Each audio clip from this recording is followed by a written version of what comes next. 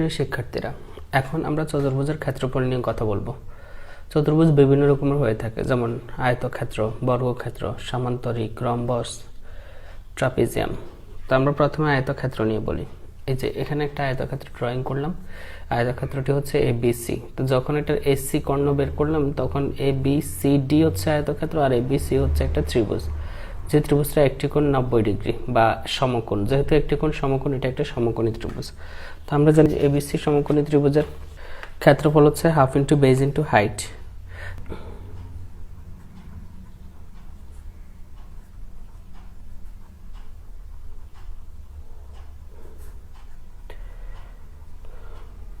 Half into base into height, আমি ধরে নিলাম এটা হচ্ছে বেজ, এটা হচ্ছে হাইট। তো পুরোটার ক্ষেত্রফল তাহলে সেম, এটা সমান সাইজের একটা এখানেও আছে, এটা সমান, এটা সমান। আয়তক্ষেত্রের বিপরীত বাহুগুলো সমান। এটা এ হলে এটাও এ হবে, এটা বি হলে এটাও বি হবে। আর কর্ণটা একইটাই আছে, আর এখানে 90 ডিগ্রি আছে, সুতরাং ACDও একই ট্রায়াঙ্গেল।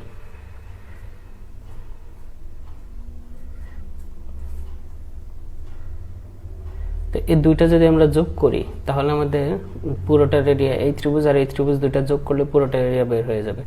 তার মানে ত্রিভুজ ABC প্লাস ত্রিভুজ ACD, এই দুইটা যোগ করছি, তাহলে এখানে আসবে হচ্ছে half AB plus half AB।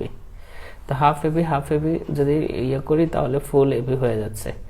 এই হচ্ছে আমাদের পুরোটার ক্ষেত্রফল। পুরো আয়তক্ষেত্রের ক্ষেত্রফল হচ্ছে জাস্ট লেন্থ ইন্টু ব্রেথ, মানে হচ্ছে দৈর্ঘ্য গুণ প্রস্থ।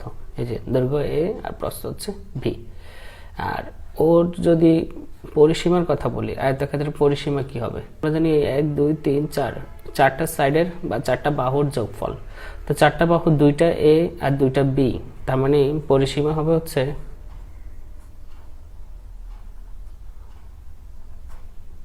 এটা ABCD এর ক্ষেত্রফল। তাহলে ABCD এর পরিসীমা হবে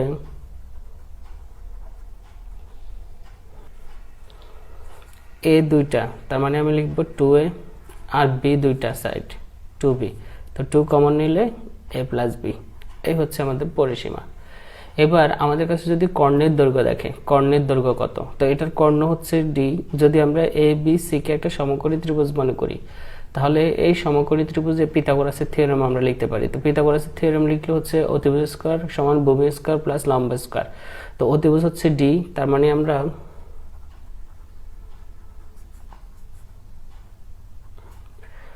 কর্ণ D square equal A square plus B square লিখতে পারি। অতিভুজ এই যে D square equal A square plus B square. তো এখানে D স্কয়ারটাও পাশে রুট করে নিয়ে গেলে D equal A square plus B square. এই হচ্ছে আমার তিনটা জিনিস আয়তক্ষেত্রের ক্ষেত্রে। 1 নাম্বার হচ্ছে আমার ক্ষেত্রফল, 2 নাম্বার হচ্ছে পরিসীমা, আর 3 নাম্বার হচ্ছে কর্ণ। এখন আমরা কথা বলবো এটা নিয়ে। এটা হচ্ছে বর্গক্ষেত্র। বর্গক্ষেত্র আর আয়তক্ষেত্রের মধ্যে পার্থক্য হচ্ছে বর্গক্ষেত্রের সবগুলা বাহু সমান, সবগুলো বাহু সমান। ABCD বর্গক্ষেত্রের সবগুলো বাহু A। তো আয়তক্ষেত্রের ক্ষেত্রফলের সাথে এটা মিল আছে। আমরা যদি আয়তক্ষেত্রের ক্ষেত্রফল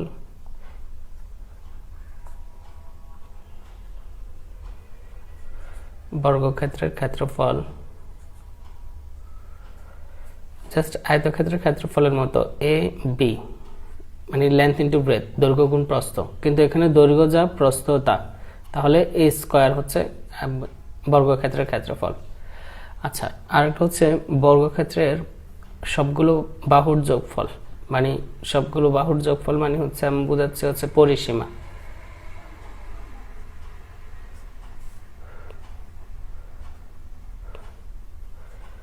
দেখা যাচ্ছে A চারটা A, মানে 4A হচ্ছে বর্গক্ষেত্রের পরিসীমা।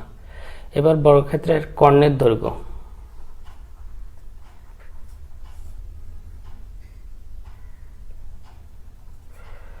কর্ণ D মানে হচ্ছে ঠিক ওটার মতোই, শুধু এখানে A R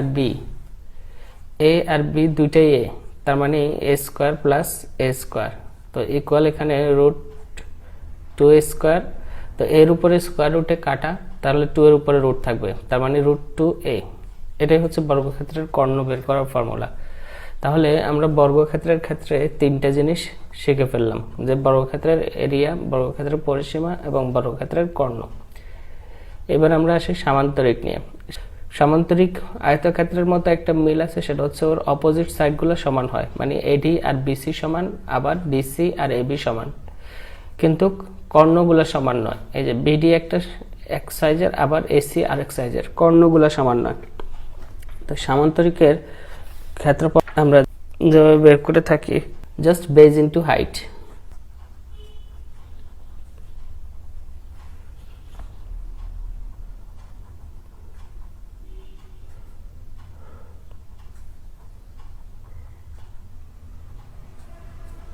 just base into height. তো এটা পুরোটার বেজ যদি আমি এ ধরি বা বি ধরি, বেজটা বি ধরলাম আর হাইট হচ্ছে এইচ, তার মানে এই পুরো সামান্তরিকের ক্ষেত্রফল হচ্ছে জাস্ট বিএইচ।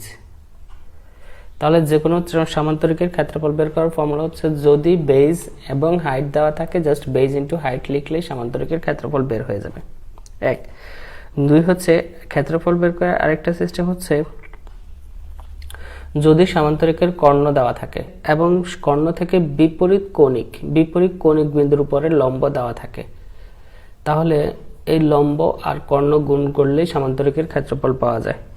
তাহলে তোমাদেরকে মনে রাখতে হবে, কর্ণের দৈর্ঘ্য এবং কর্ণের বিপরীত কৌণিক বিন্দু থেকে ওই কর্ণের উপরে যদি লম্ব দেওয়া থাকে, তাহলে ওই লম্ব, এখানে মনে করি এটা 8 দেওয়া আছে, আর লম্ব আর কর্ণ মাল্টিপ্লাই করলে হয়ে গেছে।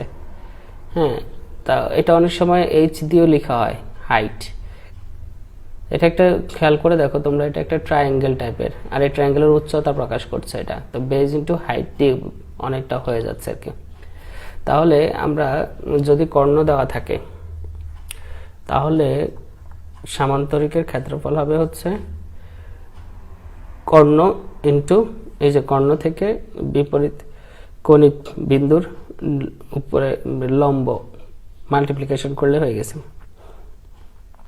এই হচ্ছে সামান্তরিকের ক্ষেত্রফল বের করার দুইটা রুলস। এবার আসি আমরা রম্বসের ক্ষেত্রফল বের করার ক্ষেত্রে। যদি রম্বসের দুইটা কর্ণ দেওয়া থাকে, আমরা যদি একটু ভালো করে খেয়াল করি, এই রম্বসটার দুইটা কর্ণ দেওয়া আছে এখানে, D1 আর D2। তো যদি কর্ণ দেওয়া থাকে, জাস্ট রম্বসের ক্ষেত্রফল হবে হচ্ছে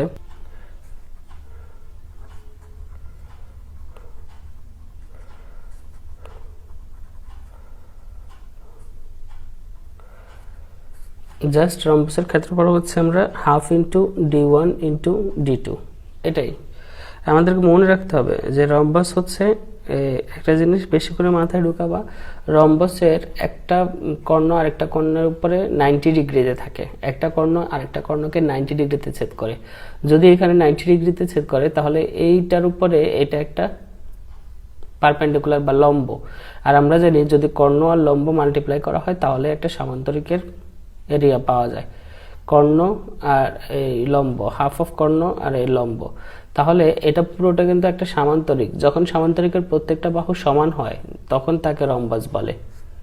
তো সেই অনুসারে আমরা ওটার মতোই ওখানে যে DH লিখছি, এখানে D1 আর এই যে হাফ অফ D2, তাহলে এটা বের হয়ে যাচ্ছে। একইভাবে এটাও বের করা যায় D1 R half of D2 দিয়ে। তাহলে সব মিলে আমাদের বিষয়টা দাঁড়াচ্ছে হচ্ছে, রম্বসের ক্ষেত্রফল হচ্ছে half into D1 into D2। এবার ট্রাপিজিয়ামের ক্ষেত্রফল। এখানে একটা ট্রাপিজিয়াম ড্র করা আছে। ট্রাপিজিয়াম কাকে বলে আগে তোমাদেরকে এটা বুঝতে হবে।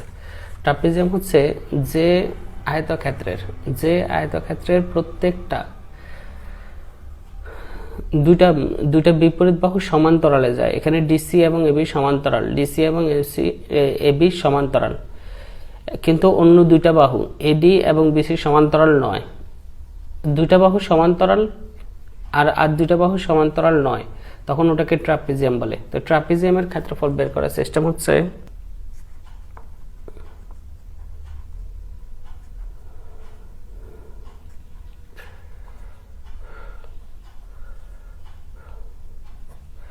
এখানে এ বি সি একটা ট্রায়াঙ্গেল হচ্ছে কিনা, যদি আমি এটা এখানে যোগ করি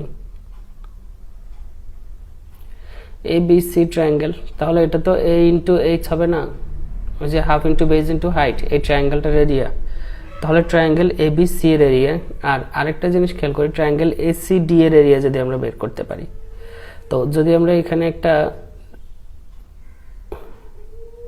ডিসটেন্সটা ক্লিয়ার করি, এটাও কিন্তু ডিসটেন্স এক্সপ্রেস করছে, সমান্তরাল দুটা রেখার দূরত্ব প্রকাশ করছে। এটাও সমান্তরাল দুটা রেখার দূরত্ব প্রকাশ করছে, এই দুইটা সমান। তো আমি প্রথমে যদি এবিসি এর এরিয়া বের করতে পারি,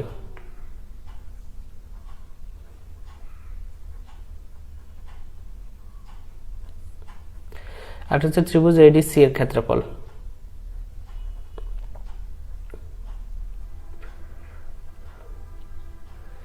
আর এই দুইটার ক্ষেত্রফল যদি আমি যোগ করে দেই তাহলেই আমি ট্রাপিজিয়ামের ক্ষেত্রফল পেয়ে যাব। তো এবিসি এর ক্ষেত্রফল আমরা সহজ কথা বেজ ইনটু হাইট, তার মানে আমি লিখে ফেলতে পারি base into height, half into base into height. একইভাবে এখানে এটার ক্ষেত্রফল, এটার বেজ যদি এটা ধরি, এটা যদি হাইট ধরি, তাহলে হয়ে যাচ্ছে half into base into height. তো যদি আমি দুইটা একসাথে করে ফেলি তাহলে আমাদের বিষয়টা কি দাঁড়াচ্ছে, দুটো যদি একসাথে করে ফেলি তাহলে বিষয়টা দাঁড়াচ্ছে হচ্ছে H A plus B by 2। ট্রাপিজিয়ামের ক্ষেত্রফল হচ্ছে সমান্তরাল বাহু দুটোর যোগফলের সাথে তাদের ডিস্টেন্স মাল্টিপ্লাই করে অর্ধেক করলেই ট্রাপিজিয়ামের ক্ষেত্রফল বের হয়ে যাবে।